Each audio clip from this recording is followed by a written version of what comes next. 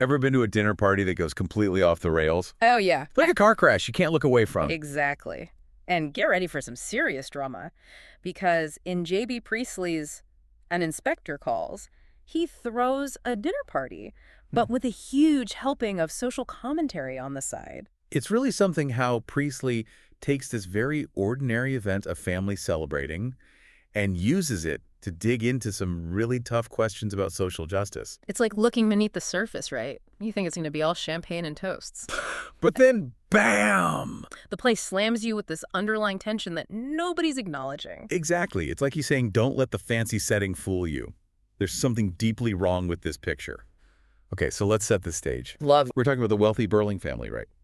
They're celebrating an engagement, feeling very good about their place in the world. At the top. Exactly. Totally comfortable in their bubble of privilege. Until Oh, here comes. the doorbell rings. And in rocks Inspector Gould, here to investigate a suicide.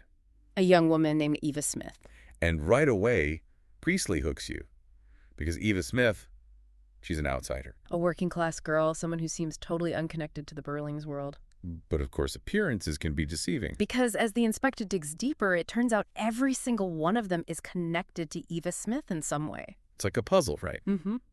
The inspector slowly pieces it all together, revealing how the Burlings' actions, even their smallest choices, had these devastating consequences for Eva. It's trash. Like dominoes falling one after another. And what's so brilliant is that Eva Smith, who we never actually meet on stage, becomes this incredibly powerful symbol. Right. She represents the voiceless in society, the ones who are so often overlooked and forgotten. Priestley forces the characters and the audience to confront the real impact of inequality and indifference. And nobody embodies that indifference quite like Mr. Burling, the head of the family. Oh, he's something else, this big-shot businessman who thinks he's God's gift to society. But underneath that confident exterior, you start to see the cracks. He's so caught up in his own success, completely blind to his own privilege. I mean, the things he says are unbelievable. Like what? He actually says, and I'm paraphrasing here, the girl's dead, let's just move on. Wow, no remorse whatsoever. None. And it gets worse. This is just days before the Titanic sinks, and he's boasting about how his business is booming, how the Titanic is unsinkable. Talk about irony. Right.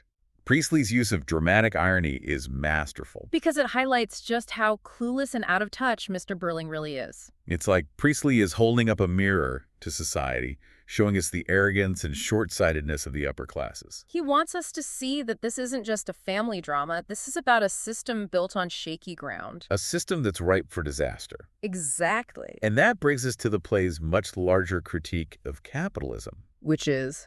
Can a system that puts profit ahead of people ever truly be just? That's the million-dollar question, isn't it? And it's one that feels just as relevant today as it did back when Priestley wrote the play. And the thing is, it's not just about the system itself, right? Right. Priestley doesn't let any of the Burlings off the hook.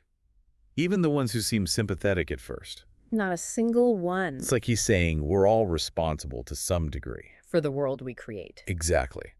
And that's where Priestley's real brilliance as a playwright comes in. Totally agree. He doesn't give us these black and white characters. But like pure saints and evil villains. It's more nuanced than that. Way more. He shows us how even people with good intentions can get caught up in this web of privilege and societal pressure. It's like they're blind to their own blind spots. Okay, so let's talk about Sheila. The daughter. Yeah, she's young, idealistic, and at first she's horrified by Eva's death. Understandably.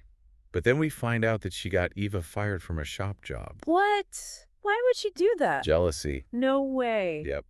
She saw Eva as competition. That's so sad. Right.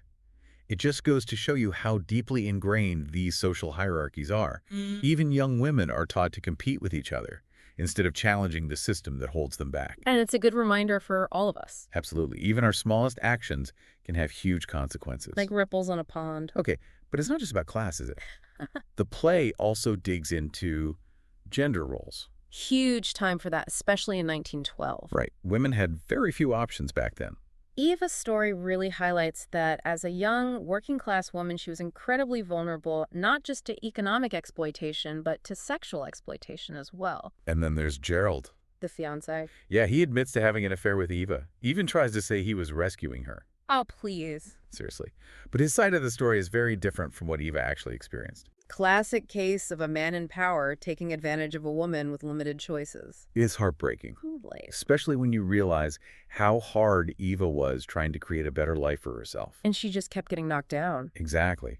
Priestley shows us how, even when Eva tries to gain some independence, the system is rigged against her. It's like she's trapped in this cycle of poverty and exploitation. So we've got class conflict, gender dynamics, a sharp critique of capitalism. Anything else? Don't forget Inspector Gould. Oh, yeah. He's a whole other layer. He's more than just a detective. He's like the voice of Priestley himself. We're the voice of conscience. Exactly.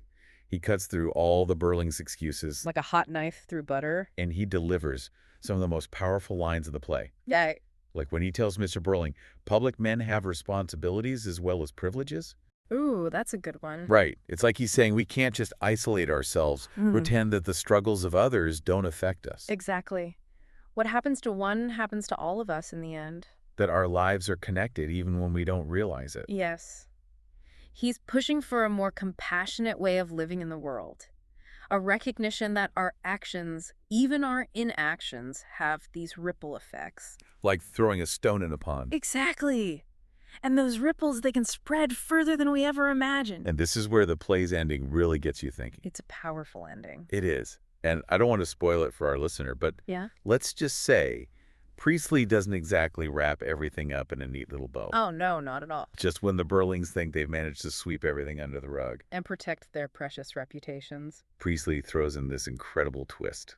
A phone call, right? A phone call that changes everything. It's brilliant. It's like that moment when you think you've outrun a storm and then bam, the thunder cracks right overhead. You're caught. Exactly. It's Priestley's way of saying, nope, this isn't over. You can't escape the consequences of your actions. Love it, because it forces the characters and the audience to confront the weight of their choices. It's like that line from Spider-Man.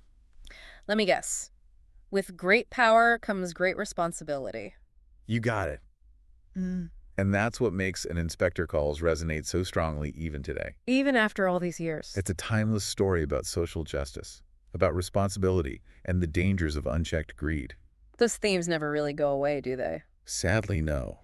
But that's the mark of a truly great piece of literature, isn't it? Absolutely. It transcends its own time period. Speaks to something deeper. Exactly. And in Inspector Calls, it keeps sparking these important conversations about the kind of world we're creating. So for our listener who's hopefully just as hooked on this play as we are, Hooked is an understatement. what's the takeaway? What can they carry with them from this deep dive? Well, first and foremost, go experience the play for yourself. Read it, watch a performance, let it really sink in.